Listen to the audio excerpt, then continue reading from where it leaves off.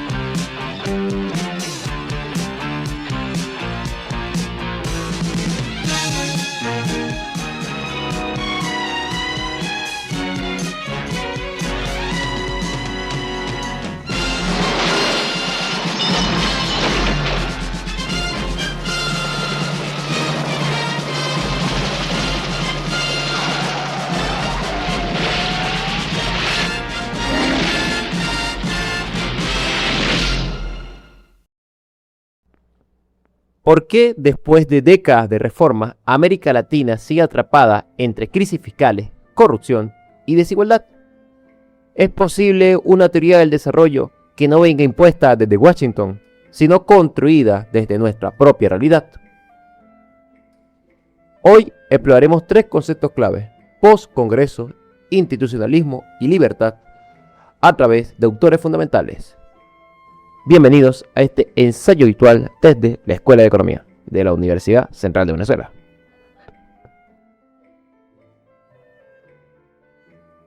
Partimos desde una idea poco común en la economía, que es la termodinámica social. El economista Nicholson Georgios nos enseñó que toda actividad económica consume energía y genera desorden. El desorden es llamado entropía. En una sociedad, la entropía se manifiesta como corrupción sistemática, burocracia paralizante y pérdida de confianza en las reglas y destrucción del valor económico. En este gráfico se puede apreciar una curva descendente en rojo representando la entropía. Si no se siguiera nada, las instituciones degradan naturalmente, y una curva ascendente color verde representando la sintropía o entropía negativa. La diferencia entre ambas curvas es lo que determina si una sociedad progresa o se estanca o colapsa. La clave está en inyectar constantemente sintropía para contrarrestar la segunda ley de la termodinámica aplicada a la sociedad. Esta idea parte desde los antiguos escritos griegos de el historiador griego Polibio, donde describe un ciclo inevitable de los regímenes políticos, no una ley inexorable, pero sí una tendencia recurrente que había visto en sus estudios clásicos, lo mismo que se repitió en la Roma republicana, en las pequeñas repúblicas italianas y en América Latina. La visión de la anaciclosis muestra cómo regímenes de la época de la Grecia antigua tendían a ir hacia versiones degeneradas de ellos mismos, pasando de sistemas con una buena dirección por un solo gobernante a sistemas degenerados de ellos mismos, tiranías en caso de la monarquía, un gobernante uno solo, la degeneración de la aristocracia, el buen gobierno de un grupo de gente capacitada, a una élite contraria a las opiniones de la mayoría o del bienestar general, la oligarquía, y el gobierno de los muchos, la democracia, la cual tendía a corromperse por la demagogia y caer en la oclocracia, el gobierno de las muchedumbres. Este ciclo, el cual se tiende a observar históricamente un reseteo constante ante los colapsos internos del sistema y la sociedad civil ante la demanda de mayores libertades, o de lo contrario. Este ciclo ha ocurrido docenas de veces en América Latina. La pregunta clave es, ¿cómo romperlo?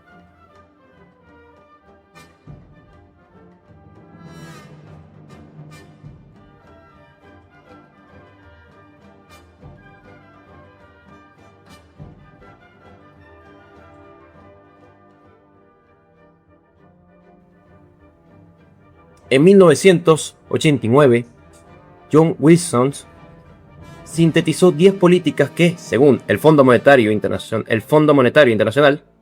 el Banco Mundial y el Tesoro de los Estados Unidos, debería aplicarse en América Latina para salir de la crisis de la deuda. Esto se llamó el Congreso de Washington. Se planteó esta seguía sobre 10 grandes mandamientos. Primer mandamiento: disciplina fiscal. Objetivo: bajar la inflación. Resultados opuestos: efecto secundario: puede profundizar la recesión. Segundo mandamiento: reorganización del gasto. Objetivo: subsidios focalizados. Efecto: se tendió a aplicar recortes limitados. Reforma tributaria: aumento de la recaudación. En América Latina se mostró una poca o nula progresividad del mismo. Liberalización financiera: ahorros eficientes, que predijo lo que sería la crisis bancaria. Liberalización financiera: tipo de cambio competitivo, fomentando las exportaciones, resultado de una alta volatilidad de los mismos. Liberalización comercial: mayor competencia, un efecto destructivo en la cadena productiva nacionales.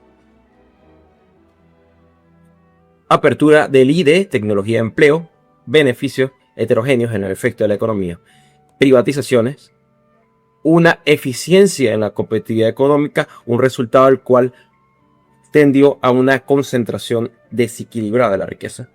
Desregulaciones para conseguir una mayor innovación, un resultado, un poder mucho más centralizado en los mercados.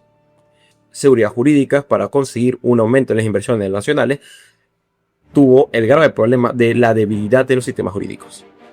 La evidencia empírica muestra un resultado mixto. Se nos presenta en esta gráfica cómo baja la inflación en muchos de nuestros países, pero aumenta la vulnerabilidad extrema y las desigualdades sociales en nuestra región. Por eso nace el Postcongreso de Washington, una agenda que incorpora la equidad, la sostenibilidad y la calidad institucional para una mejor región y una mejor condición de nuestras repúblicas.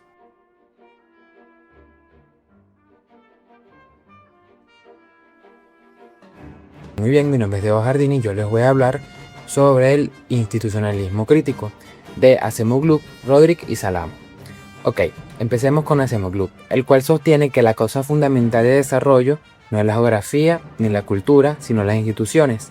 Él la divide en dos. Tenemos a las instituciones extractivas, las cuales están diseñadas para concentrar el poder y la riqueza en manos de un grupo pequeño de personas o una élite, donde se desalientan a la innovación, además de que se generan monopolios y se acelera la entropía social. Un ejemplo histórico de esto podría ser las colonias azucareras del Caribe. Ahora bien, tenemos a las instituciones inclusivas, las cuales garantizan el derecho de propiedad generalizadas, también hacen cumplir con los contratos, fomentan la libre competencia, además de crear inversiones en educación pública. Actúa como una fuerza sintrópica que introduce el orden y la percibilidad. Perfecto, ahora podemos ver en la siguiente imagen que tenemos dos gráficas en las cuales podemos observar las instituciones extractivas del lado izquierdo y del lado derecho las instituciones inclusivas. ¿Qué podemos ver aquí? Bueno, podemos ver que estamos hablando de porcentajes de población, la cual dividimos en tres. Tenemos a la élite o cúspide, también tenemos a la clase media y la base popular o la clase popular. Ahora bien, a simple vista podemos notar que el porcentaje de la población, en el caso de las instituciones extractivas, en la élite existe una menor capacidad o una menor cantidad de 5% con respecto a las inclusivas, donde alcanza el 20%. También tenemos a la clase media, donde apenas es el 15% respecto a un 50% de la clase inclusivas. Y por último, donde podemos notar un cambio mayor es en la base popular, donde en la extractiva podemos notar que existe un 80%. Por su parte, en las instituciones inclusivas tenemos un 30%. Lo que mencioné anteriormente hace énfasis a esto, donde la alta concentración del poder, en este caso de las extractivas, se encuentra en la élite, mientras que en la inclusiva existe una distribución más equitativa, comparándolo, claro está, con las extractivas. Poniéndole fin a Acemoglu, podemos empezar con Rodrik, el cual añade una advertencia. Nos dice que no existe un modelo único de instituciones, por ello crea su trilema de globalización, el cual es fundamental. A continuación podemos ver dicho triángulo, el cual es un triángulo equilátero, donde cada vértice representa un objetivo deseable, pero mutuamente conflictivo. Podemos empezar con la hiperglobalización, en el cual podemos encontrar el libre movimiento de bienes, capital, personas y datos sin restricciones. Además de contar con la soberanía nacional, que es otra parte del vértice, donde tenemos la capacidad del Estado para decidir sus propias políticas económicas, comerciales y fiscales. Y por último tenemos a la democracia política, que podemos encontrar elecciones libres, participación ciudadana y control de poder. Además, Rodrik demuestra de una forma matemática que solo se puede alcanzar uno de estos tres objetivos simultáneamente, ya que si por ejemplo elegimos a la hiperglobalización más la soberanía, debemos sacrificar a la democracia. Un ejemplo de esto puede ser China o Singapur, la cual se encuentra con una apertura económica, pero sin libertades plenas. Otro ejemplo sería si elegimos a la soberanía más la democracia,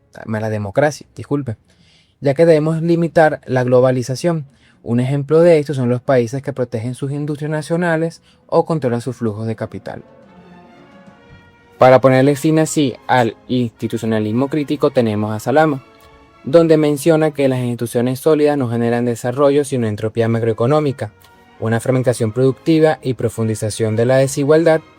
Además que el comercio internacional solo se traduce en el desarrollo cuando está mediado por instituciones capaces de canalizar los excedentes externos hacia la diversificación industrial y la inversión social.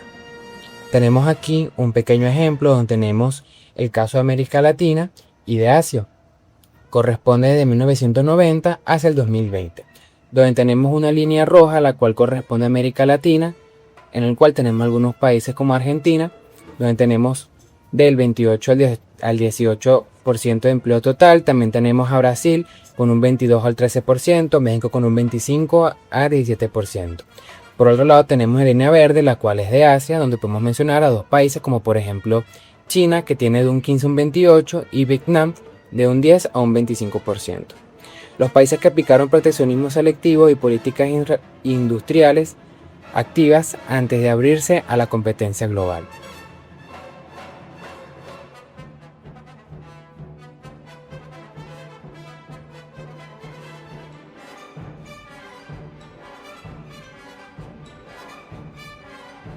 Por último pasamos al paradigma falso de Chang y Starling. En lo personal, me llamó mucho la atención el de Chang, ya que él da una estocada mortal al Consejo de Washington, ya que él estudió la historia de Inglaterra, Estados Unidos, Alemania y Japón y descubrió algo muy curioso. Descubrió que todos estos países usaron medidas proteccionistas, además subsidios industriales y fuerte intervención estatal para que estos países pudieran desarrollar. Pero una vez estos países lograron su objetivo de desarrollarse, ellos mismos prohibieron que el resto de los países lo pudieran hacer. Algunas medidas pudieron ser como aranceles, entre otras. Y bueno, como mencioné anteriormente, al llegar a la cima, estos países, ¿qué es lo que hacen? Tiran la escalera y prohibieron que el resto de los países aplicaran la misma medida que ellos para que se puedan desarrollar. Por otra parte tenemos a Starling, el cual critica los planes verticales. Esto lo hace por medio de su tesis, la cual denomina el desarrollo no se decreta desde la oficina de Estados Unidos. Una buena crítica. Ahora bien, podemos notar el siguiente diagrama. Empezamos con el izquierdo, donde tenemos las oficinas internacionales del FMI y el Banco Mundial, además de gobiernos nacionales, los ministerios, planificación central y por último la población. Si notamos, cada paso tiene una pequeña X roja, lo que nos indica la pérdida de eficiencia, de corrupción y falta de incentivos. Por otro lado tenemos el diagrama de la derecha, el cual va de abajo hacia arriba, donde tenemos que aparecen actores locales como los agricultores, pequeños comerciantes, los innovadores tecnológicos, las cooperativas de ahorros, además de que esta flecha sigue creciendo de forma ascendente hacia los marcos institucionales domésticos que garantizan las reglas transparentes, la seguridad jurídica y el proteccionismo de las propiedades. La etiqueta dice que el crecimiento surge cuando los agentes locales tienen incentivos para arriesgar e invertir.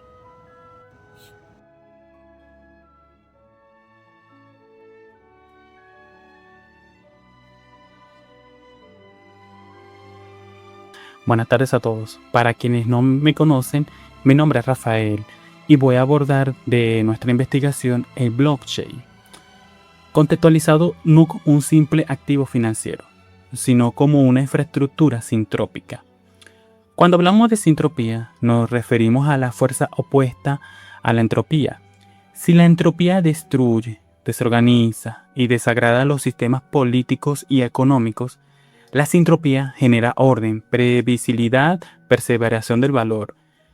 Y a continuación les voy a demostrar a través de dos gráficos analíticos cómo esta tecnología es capaz de blindar en la economía frente al deterioro institucional. Muy bien, ahora pasamos al gráfico 8.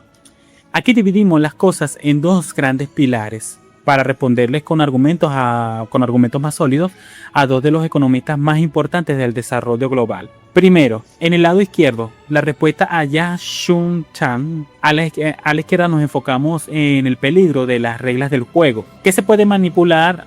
Algo que él nos dice es que siempre nos advierte que en el sistema de toda la vida, los que están arriba, las grandes élites, los políticos de las grandes corporaciones, tienen el poder de cambiar las reglas a su antojo, casi para siempre, para sacar una tajada o beneficiar a unos pocos. ¿Cómo se soluciona esto con la tecnología blockchain? Bueno, creando una red descentralizada donde las reglas se escriben en código y no se puedan borrar. Así de simple, pues parece ser. Una vez que se registra una propiedad o un activo o un contrato en la red, ningún gobierno ninguna empresa puede meter la mano para cambiarlo de forma unilateral. Con este cambio de enfoque le damos una vuelta completa a la idea de libertad. Antes se pensaba que la libertad era simplemente que el Estado no se meta, pues, que eso lo representaría el viejo modelo de Washington. Ahora, la verdadera libertad es que nadie pueda actuar a su antojo y que las instituciones sean predecibles. O sea, no importa que pase en la política, quién gane las elecciones o si hay un lío tremendo en el gobierno. Tu propiedad digital sigue ahí, intacta y funciona exactamente igual. Ahora vamos con la segunda parte del gráfico, el lado derecho, que le da respuesta a William Easterly. De ese lado nos metemos con la crítica que él hace a la planificación exagerada y a la burocracia que no sirve para nada. Históricamente, la ayuda al desarrollo y a la economía formal siempre se han manejado de arriba hacia abajo. El resultado, el dinero y el esfuerzo se termina perdiendo en el camino por culpa de los intermediarios corruptos. Aquí es donde entra el blockchain a cambiar las reglas. En lugar de tener que confiar en la palabra de un político, confiamos en las matemáticas y en la tecnología. Esto permite que el juego cambie por completo y empiece a funcionar al revés, de abajo hacia arriba. Míralo así, tal como muestra la imagen, un agricultor puede conseguir financiamiento de cualquier parte del mundo basándose únicamente en su historial de trabajo registrado en la red. Un artesano puede vender sus productos a cualquier rincón del planeta sin miedo a que una aduana corrupta lo extorsione. Al final del día, el dinero y la ganancia quedan donde siempre debieron estar, en manos de quienes realmente trabajan y producen. Muy bien, ahora analicemos el gráfico 9. Aquí comparamos dos sistemas frente a un problema histórico que siempre se repite. El ciclo en el que los gobiernos y los sistemas políticos inevitablemente se desgastan y se corrompen. En contraste a estos dos mundos, en el lado izquierdo está el sistema tradicional en decadencia. Aquí vemos lo que pasa cuando el sistema político de siempre toca fondo y cae en manos de unos pocos o del caos. El resultado es puro y desgastante. Impuestos abusivos que se imponen a dedo, inflación y devaluación porque se ponen a imprimir billetes sin control y expropiaciones. En este escenario, el bolsillo de los ciudadanos está totalmente desprotegido ante el abuso del poder. En el lado derecho muestra una alternativa. Aquí está la propuesta. El panorama político exterior puede seguir siendo igual de inestable o corrupto, porque seamos realistas, la tecnología no va a cambiar la naturaleza humana. Pero aquí es donde ocurre el verdadero cambio. La economía de la gente se muda al ecosistema de blockchain, representado en el gráfico por este círculo azul de sintopía autónoma. Este círculo funciona como un escudo protector. Las transacciones, los contratos y los activos digitales se manejan con reglas matemáticas que nadie puede romper. Así, la economía se vuelve inmune a la crisis de fuera. Como dice el gráfico, no se necesita un estado confiable básicamente. Protegemos la economía de la gente aislado en el sistema digital del colapso de las instituciones sociales. Ok, y para terminar, quiero ser completamente honesto y realista. La tecnología de blockchain no es una varita mágica que lo soluciona todo. Como bien muestra los gráficos, todavía tiene desafíos enormes por delante. El reto de hacerla más rápida y masiva, el debate sobre su consumo de energía, la falta de acceso a las comunidades más vulnerables y la presión de los gobiernos que intentan frenarla con leyes agresivas. Sin embargo, su verdadero valor es innegable. El objetivo final de todo esto no es hacer desaparecer al Estado, sino construir un bote de salvamento tecnológico. Se trata de poner a salvo las cosas que más importan. El registro de quién eres, qué es tuyo y qué acuerdos firmas para que no se hunda cuando las crisis políticas e históricas golpean.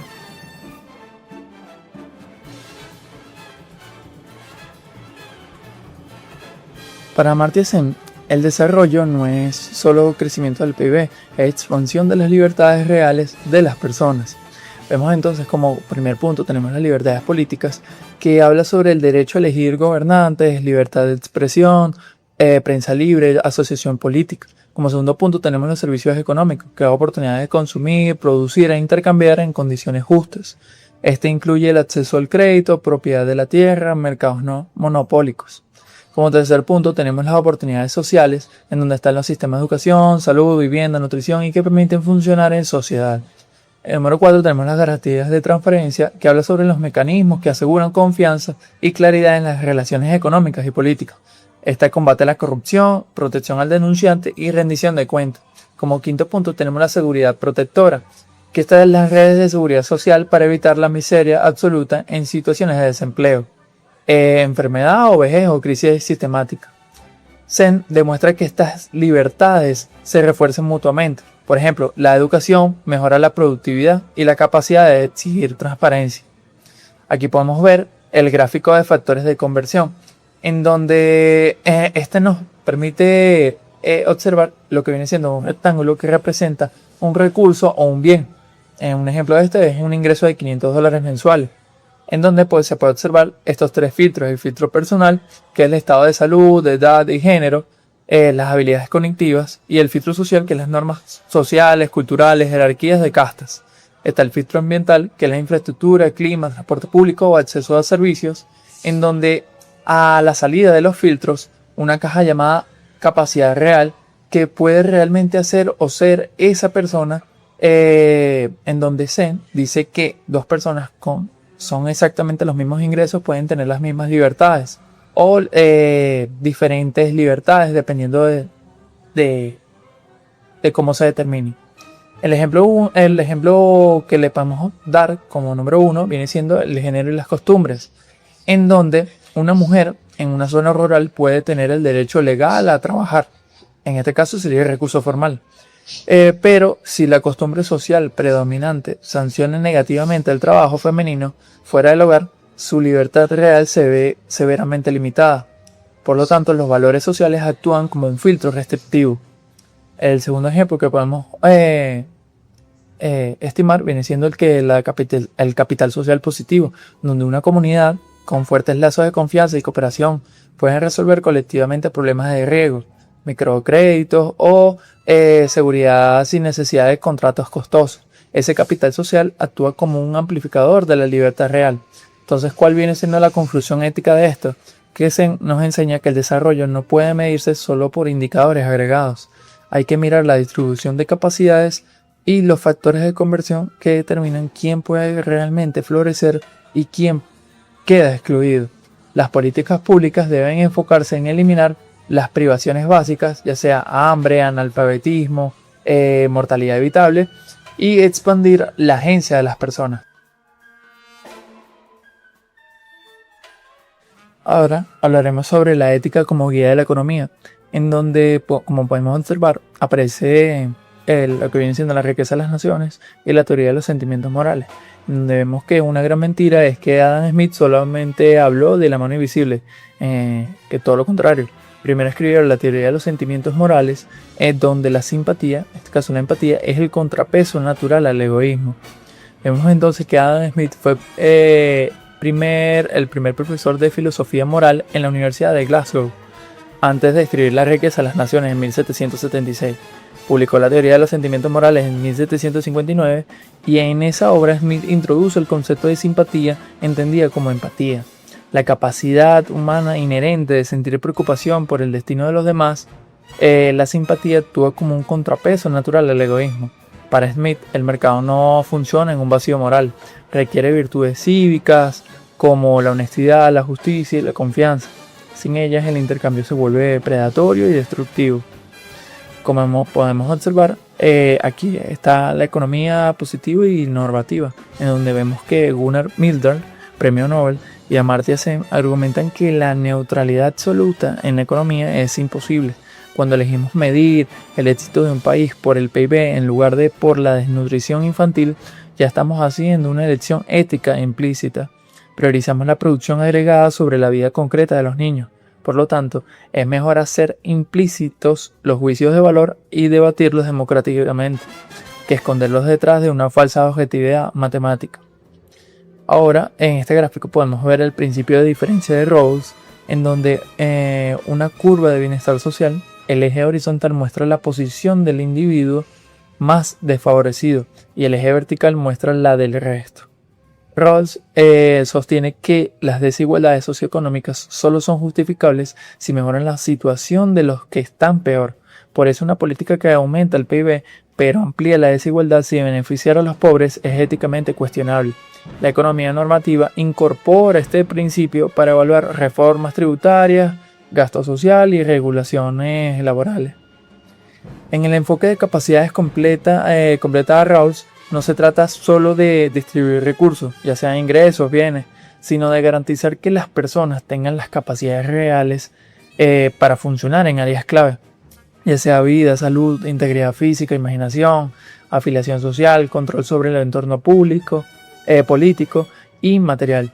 Amartya Sen ha propuesto una lista de 10 capacidades básicas como piso mínimo de justicia social, en donde vemos que finalmente la ética económica debe incluir la justicia intergeneracional, en donde la economía ambiental y ecológica nos recuerda que las decisiones actuales, uso de combustibles fósiles, deforestación, contaminación plástica, imponen costos externalizados, en donde afectan a las generaciones futuras. Una tasa de descuento social muy alta prioriza el consumo presente y descuenta el futuro, condenando a los que no nacidos a un planeta empobrecido.